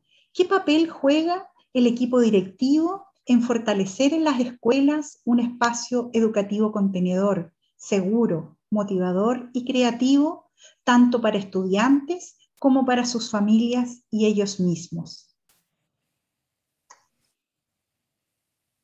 Te invito a seleccionar el micrófono. Bueno, yo creo que a través de lo que ya hemos escuchado, vemos de que las experiencias escolares están determinadas en gran medida por el clima social que los rodea, por los vínculos que establezcan con los profesores y que hagan que los alumnos se sienten valorizados o desvalorizados, por la interacción con los compañeros que los hagan sentirse aceptados o rechazados, por las oportunidades educativas que les permitan desarrollar sus talentos o hacerlos sentirse incompetentes. Y aquí el rol de los equipos directivos es fundamental, porque la escuela va a hacer no solo lo que pasa al interior de la sala de clase, sino que la escuela va a tener que ver con el clima social, con las actividades extraprogramáticas o talleres que permitan desarrollar o no otros talentos, va a tener que ver, digamos, con la formación continua de los profesores, en que vemos de que hoy en día con los grandes cambios que hay, los profesores necesitan más que nunca espacios donde uno pueda conocer cómo están en lo socioemocional, cómo están en el manejo tecnológico, cómo están, digamos, en qué áreas necesitan especial apoyo. O sea, nosotros junto con conocer las necesidades de los alumnos, tenemos que conocer las necesidades de nuestros equipos como equipo escuela. ¿Cuáles son los problemas y necesidades de los equipos directivos? ¿Cuáles son los problemas y necesidades de los equipos docentes? ¿Cuáles son las necesidades de los alumnos? Y los equipos directivos son los que van a dar curso a que esas actividades o esos apoyos se den o no se den en la escuela. Por lo tanto, el desarrollo socioemocional es muy importante de que se forme no solo a profesores individualmente, uno forma comunidades educativas. El clima social va a depender de todos, no solo del profesor al interior de la sala de clase. El profesor va a tener que saber vincularse con otros adultos. El profesor va a tener que saber vincularse con sus pares, va a tener que saber vincularse con los padres y apoderados, va a tener que saber relacionarse con sus alumnos, pero con muchos adultos, y muchas veces esa es un área tremendamente deficitaria en la formación inicial de los profesores. Nosotros tenemos como que saber, digamos, cómo ha sido la formación inicial de los profesores, qué ventajas, qué áreas tienen fuertes y qué áreas tienen débiles. Y por lo tanto, cómo vamos a manejar la formación continua. Los profesores, más que hayan tenido una muy buena formación inicial, que normalmente no la tienen en hacer cómo entregar una educación integral, necesitamos hacer formación continua de profesores para darle fuerza y tener la posibilidad de ser comunidades educativas que están trabajando con un objetivo común, que es la formación integral de los profesores. Me gustaría como insistir que este trabajo en desarrollo socioemocional no es agregar algo a lo que ya tienen, que es mucho. La idea es tomar conciencia de lo que hacemos y tratar de hacerlo mejor. Y en eso el equipo directivo juega un rol fundamental dentro de las escuelas y por lo tanto en desarrollo socioemocional tenemos que formar comunidades educativas, no solo profesores. Muchísimas gracias, Teresita, por tu aportación en la respuesta a esta valiosa pregunta que revela la importancia del liderazgo educativo. Y lo que tú acentúas, la formación inicial no es suficiente. Debemos entonces incorporar estrategias innovadoras de calidad e inclusivas en la formación continua para alcanzar estos objetivos que planteas en tu respuesta. A continuación, entonces, invito a Soledad López de Lérida a responder la siguiente pregunta que nos hacen desde la comuna de la quinta región, digamos.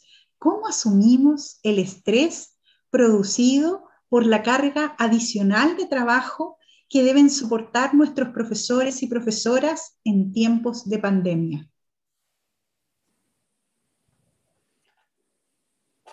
Qué bueno saber que viene de la quinta región, que es donde nosotros tenemos intención de aplicar el programa, y entonces vamos a poder trabajar mano a mano con esos profesores. Pero a todos los que nos están escuchando, Neva ya hablaba de la importancia del desgaste, porque también ella respondió sobre la pandemia, ¿cierto? Entonces es imposible pensarse la pandemia sin un desgaste para todos, porque esta crisis, que ha sido la pandemia, divide la vida de la gente en un antes y un después, ¿cierto? Antes de la pandemia y después de la pandemia. Esto se ha alargado mucho, entonces ya estamos como antes, durante y después. Entonces, esta tensión, ¿no es cierto?, de la pandemia hace que se genere una crisis en la que además es comunitaria, nos pasa a todos. No es como estas crisis que a veces, porque todos los colegios deben saber de crisis, porque en toda la formación vamos a tener tantas vidas y en esas vidas pasan muchas cosas.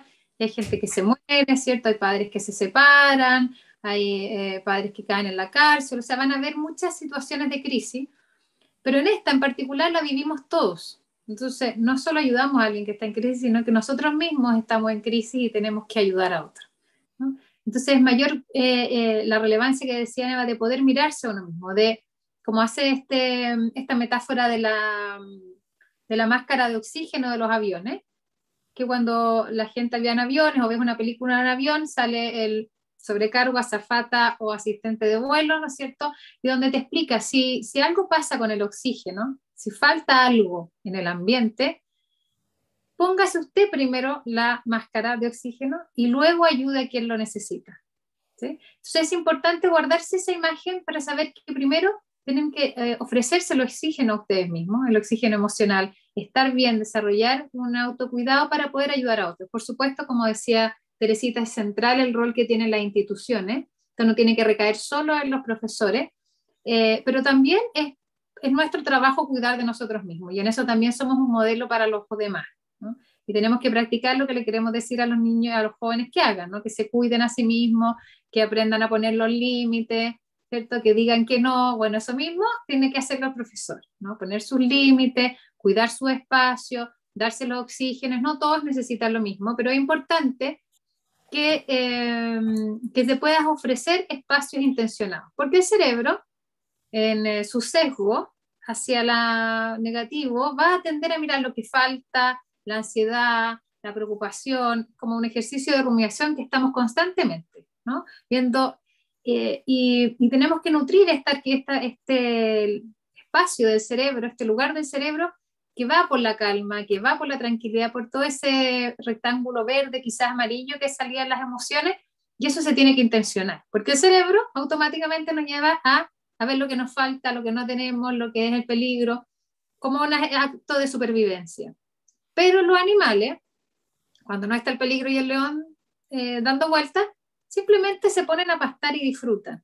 Los seres humanos no, porque los seres humanos pensamos cuándo va a venir el próximo león y cómo va a ser, y eso que pasó con el león anterior, qué pasó, entonces no dejas nunca que el problema se vaya y te pones a pastar. Entonces hay que aprender a pastar, ¿no? Saber qué es lo que te hace a ti desconectarte mentalmente, ¿no es cierto? Te pone bien emocionalmente y hacerlo regularmente.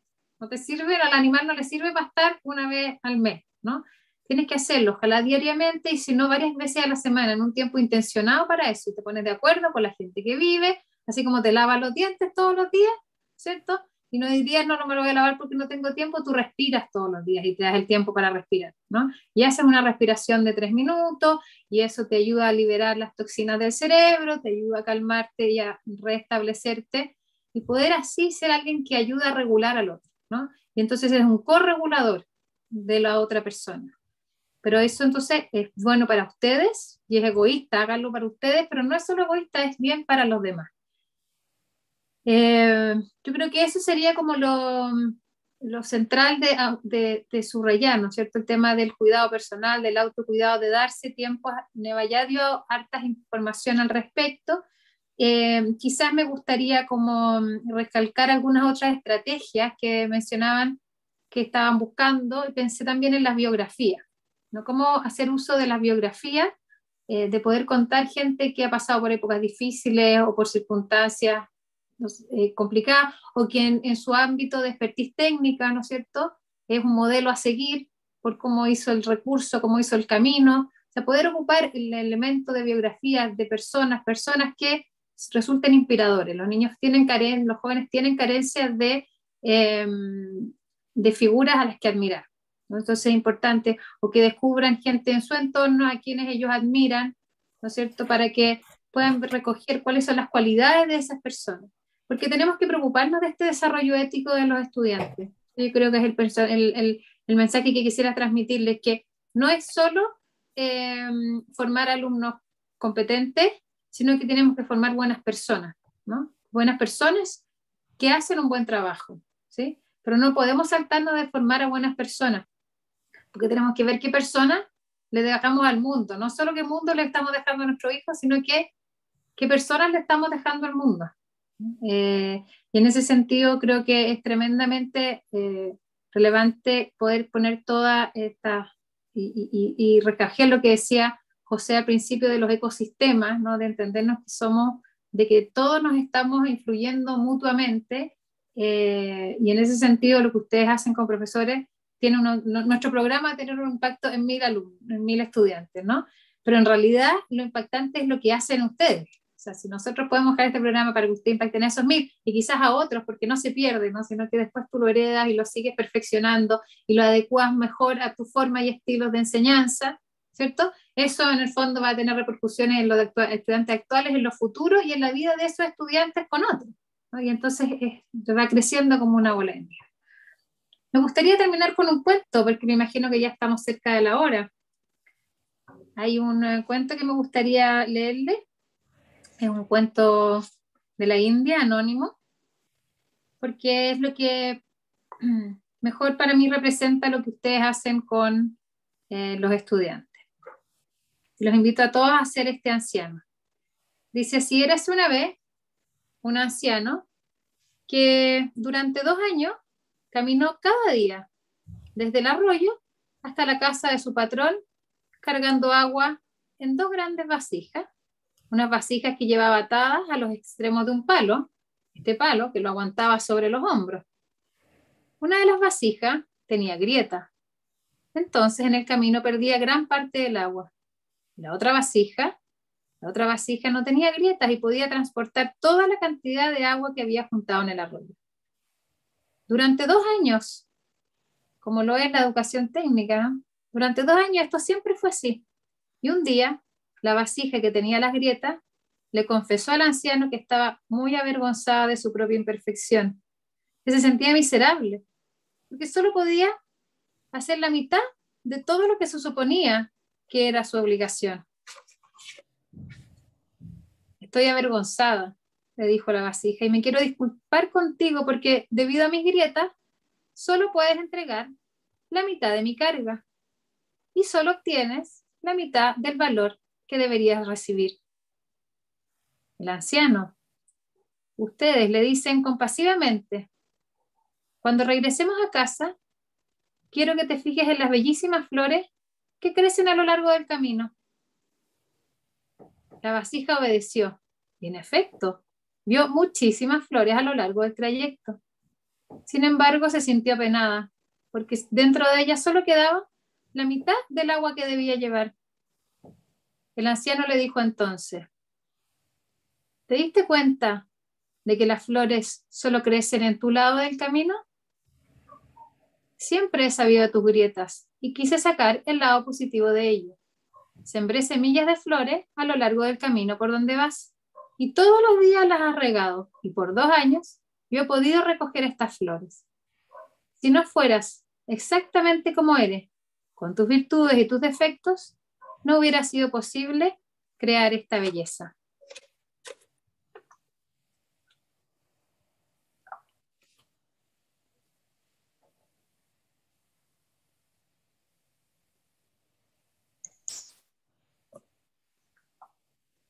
Con este hermoso cuento, estimadas y estimados profesionales de la educación, panelistas, Teresita Marchán, Soledad López de Lérida, Neva Milicic, fue un gusto guiar este webinar de la Fundación Educacional Macor.